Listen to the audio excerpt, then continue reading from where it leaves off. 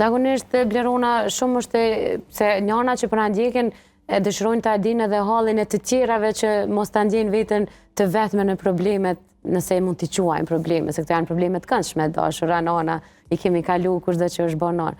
Zakonisht një ndër shqetësimet më kryesore janë po e thëmë pezmatimi i manjeve, e majës së gjinjeve, ideja që nga i problem mund të sëmurem, ose mund të sëmure të foshnja sepse nuk është qumsht kualitativ, sepse kam edhe pak gjak, ose gjona tila, shqetësime tila, fjalit tila që ju dëgjonin teren.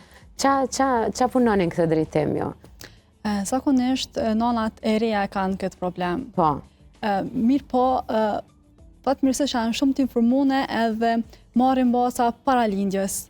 Janë të informune për ginekologëve, marrin baza para lindjes, gjithherë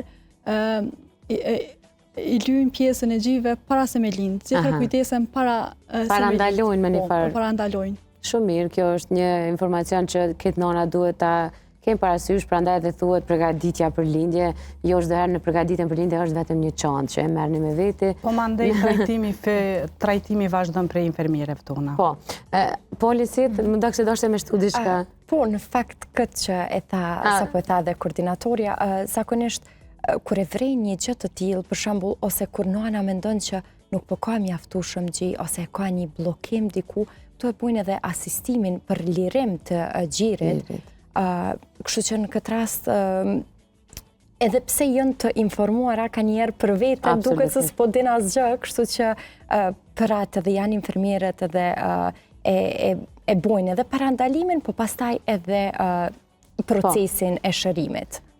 Infermierët lisit janë të trajnuara për me bë punën tjetër që po, para prakisht në momentin që jemi punësu, do me thonë, kemi bo trajnim 5 ditor për kujdesin për nanën dhe fëmijën. Pastaj e kemi bo edhe trajnimin 3 ditor që është për JMCD.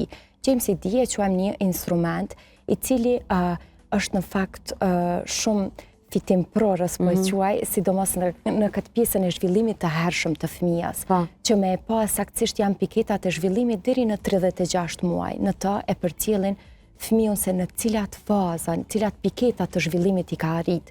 Edhe aty e kanë edhe pjesën ku e referojnë, pastaj se si që e përmenda edhe pjesën logopedike, për shembull, ose të motorikës fine, ose çka do që infermierët e identifikojnë si problem, e referojnë edhe pasaj ne e shohim se ku duhet të qasemi në këtë pjesë. A duhet mjeku familjar, a duhet logopedia, apo ku duhet të referojnë më tutje një fëmijë.